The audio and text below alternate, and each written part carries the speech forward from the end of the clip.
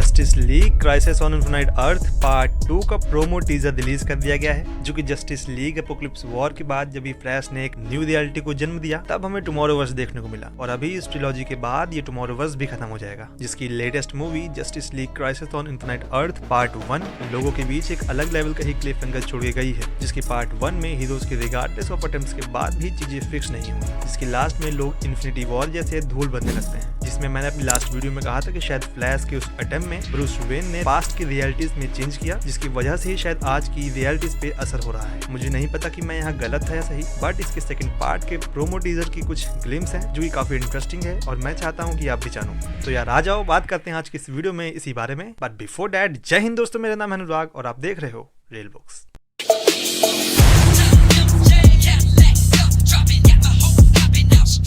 Promo के discussion से पहले चलो थोड़ी सी बात पार्ट 1 के बारे में कर लेते हैं, बिल्कुल शॉर्ट में, ताकि नए लोग भी इसे कनेक्ट कर पाएं। तो देखो, लास्ट मूवी में बेसिकली हमने देखा कि मल्टीवर्स के सारे best super heroes anti matter waves को रोकने के लिए टावर्स की कंस्ट्रक्शन करते हैं। टावर्स जो कि एंटी मैटर वेव्स के इफेक्ट को नलीफाई कर पाए, बट उन्होंने बाद में ये भी एक्सपीरियंस किया कि एंटी मैटर वेव अचानक से एक्सेलरेट हो रही है, यानी उसे कोई इंटेंशनली कंट्रोल कर रहा है। उसमें फिर flash beginning of the human kind में जाकर ब्रूस को एक मैसेज देता है, मगर लास्ट में फिर भी सभी रियलिटीज मिटने लगती है। एक इंटरेस्टिंग बात बताऊं कि इन्फिनिटी वॉर में तो चीजें वन डायमेंशनल थी, बट यहाँ पर बड़ी कंफ्यूजन है क्योंकि चीजें मल्टीवर्स में चल रही हैं, जिसके पार्ट 1 को समझना भी बहुत इंपॉर्टेंट है। तो अगर आपने फर्स्ट पार्ट का एक्सप्लेनेशन नहीं देखा तो जाकर देखो। नाउ जस्ट बिफोर टावर की कंस्ट्रक्शन से पहले जब एंटी मैटर वेव एक्सेलरेट हो जा रही थी, तब मॉनिटर, स्पेक्टर और बैटमैन की बातचीत से हमें ये पता चलता है that these waves are not natural phenomenon. यहाँ पर तब ये लोग एंटी मॉनिटर नाम की एक एंटिटी को टीज कर रहे होते हैं, जो कि आपने अगर crisis on infinite earth TV show देख रखा है तो शायद आपको पता होगा। इस सारी क्राइसिस के पीछे यही होता है और न्यूली रिलीज टीजर में भी हम इसके शैडो डीमंस को देख पा रहे हैं। बेसिकली ये anti monitor anti matter universe से ही बिलोंग करता है। Anti matter universe just like our real universe का ट्विन या फिर ऑपोजिट इमेज और मिरर वर्ल्ड होता है, जिसमें एंटी मॉनिटर को सारी लाइफ और उसके काउंटर पार्ट यूनिवर्सेस को डिस्ट्रॉय करके सिर्फ अपनी एंटी मैटर यूनिवर्स को अलाइव रखने की चाहत होती है। इसी की वजह से ये सारी क्राइसिस शुरू हुई। इसकी पावर्स की बात करूं तो ये one of the most powerful entity है डीसी यूनिवर्स का, जिसकी पावर्स भी like anti matter blast, energy construction creation, invulnerability, energy absorption, reality alteration, metamorphosis, super human strength, immortality and genius level intellect. और एंटी मैटर वेव्स को भी इसी ने develop करी होती है, जो कि भाई किसी और के पास नहीं होती। और इसका सबसे बड़ा major role Crisis on Earth वाली स्टोरी लाइन में ही था, और ये मूवी भी 1980 में आई हुई ग्राउंड ब्रेकिंग कॉमिक बुक्स पे ही बेस्ड है। उसके बाद बैटमैन फैमिली, अबे भाई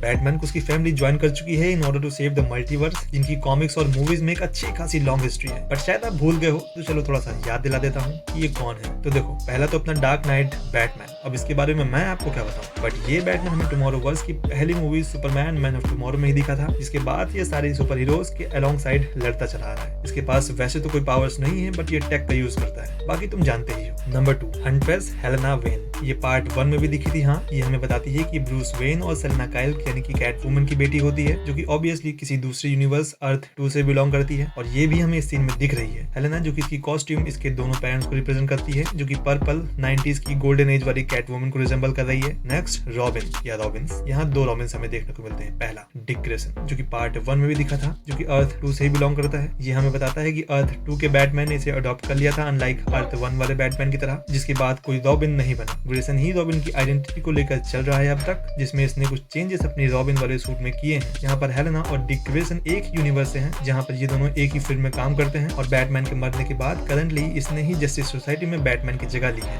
और बाद में ये बैटमैन का सूट और उसका नाम भी यूज करता है जब जोकर गॉथम सिटी में वापस आता है, क्योंकि वो सोचता है कि बैटमैन मर चुका है। Second Robin is Damian Wayne. Comics में Damian chronology wise 5th Robin होता है, followed by Dick Grayson, Jason Todd, Tim Drake and Stephanie Brown. और मेरी मानो तो ये most probably last DC animated movie universe वाला ही डेमियन वेन होगा, जो कि बहुत ढीठ और एरोगेंट है, क्योंकि इसे इसकी माँ टालिया अल गुल ने पाला होता है, जो कि रा सुल गुल की बेटी होती है। इस रॉबिन का ये पहला डेब्यू टुमारोवर्स में, जो कि मोस्ट प्रोबेबली मेजर रोल में दिखेगा हमें शायद आने वाले पार्ट्स में। नेक्स्ट इज बैट गर्ल और बारबरा गॉर्डन, जो कि भाई गॉथम सिटी के कमिश्नर जिम गॉर्डन की बेटी होती है। ये टेक्निकली तो टुमारोवर्स में न्यू है, बट उसका यंगर वर्जन हमें last movies Batman long Halloween में दिख चुका है, जो कि ऑब्वियसली तब बैटगर्ल नहीं थी, जिससे हमें पता चलता है कि that C belongs from some other earth. Comics में इसका नाम बारबरा गॉर्डन होता है, और जब ये एक बार जोकर के अटैक से पैरालाइज हो जाती है, तब उसके बाद से ये एज एन ओरेकल लिव करती है। Next member is Batwing Luke Fox. ये पहली बार 52 कॉमिक बुक में इंट्रोड्यूस हुआ था, जो कि ब्रूस वेन की कंपनी के एम्प्लॉयज का बेटा होता है, और ये मोस्ट पावरफुल वर्जन होता है बैटमैन का, क्योंकि इसके पास मोर हाईटेक सूट होता है, मगर रिगार्डलेस ऑफ इस हाईटेक सूट इसकी फाइटिंग स्किल्स बैट फैमिली के बाकी मेंबर से कम होती है, मगर ये सूट इसकी इस कमी को पूरा करता है, just like iron man. Currently तो ये न्यू आउटसाइडर्स का पार्ट है, और पार्ट 2 में ये कहां से लाया गया ये जानने को मैं भी क्यूरियस हूँ। Next and the last, Batman Beyond Terry McGinnis. अब सुनो, अनलाइक बैट फैमिली के बाकी मेंबर्स जो कि कॉमिक्स से उठाए गए हैं, टेरी मैकीन हमें पहली बार बैटमैन बियॉन्ड के टीवी शो में दिखा था, जो कि फ्यूचर में सेट थी replacing old Bruce Wayne Batman with him. इसका सूट भी काफी ज्यादा हाईटेक होता है, और शो के फाइनल एपिसोड में हमें ये पता चलता है कि ये ब्रूस वेन का बायोलॉजिकल सन होता है, जो कि नॉर्मली नहीं था, बल्कि ये अमेंडा वॉलर के किसी प्लान का हिस्सा था। उसके बाद से ये कॉमिक्स में दिखने लगा, और अभी अपकमिंग पार्ट 2 में। ये थी बैटमैन की बैट फैमिली, जो कि मुझे टीजर में दिखी। फिलहाल तो पार्ट 2 की कोई रिलीज डेट अभी सामने नहीं आई है, बट मुझे लगता है कि 1 साल तो नहीं लगेगा, मोस्ट प्रोबेबली अबाउट जुलाई और जून। और मॉनिटर के कहे हुए शब्दों से, by taking actions one can transform doom to salvation, से हमें ये पता चलता है कि शायद एंड गेम जैसे ही हीरोज को इसमें once in a million chance मिलेगा, और शायद हमें थोड़ी सी बैक स्टोरी भी देखने को मिले कि कैसे एंटीमेटर्स वेव पहली बार अपीयर हुई। शायद ये वही मोमेंट है जब मॉनिटर सुपरगर्ल को हार्बिंजर की पावर्स देता है, जिससे वो बैक एंड फोर्थ रियलिटीज में ट्रेवल कर पाए, और साथ ही साथ टाइम ट्रेवल भी कर पाए। इसी के साथ साथ साइको पायलट का मामला भी कुछ गड़बड़ लगता है, इसके इंटेंशंस कुछ सही नहीं लग रहे हैं। इसमें कॉमिक्स वाली स्टोरी में भी इसने एंटी मॉनिटर की साइड ली थी, जिसके बाद इसे एंड ऑफ द टाइम तक सब कुछ याद रखने की पनिशमेंट मिली थी, मगर पार्ट 1 में बहुत सारी चीजें कॉमिक्स से अलग करी गई हैं, तो हो सकता है कि ऐसा ना भी हो। और फिर पीस मेकर, जिसके बारे में थ्योरीज तो बहुत हैं, बट हम उसे बाद में डिस्कस करते हैं, ठीक है। तब तक के लिए होप फॉर द बेस्ट, और यार अपने ओपिनियंस मुझे कमेंट्स में बताओ कि तुम क्या सोचते हो उसके बारे में, और ये भी बताओ कि तुम और क्या देखना पसंद करोगे। और अगर तुम चैनल पे न्यू हो तो सब्सक्राइब कर देना, और मैं तुमसे अगली वीडियो में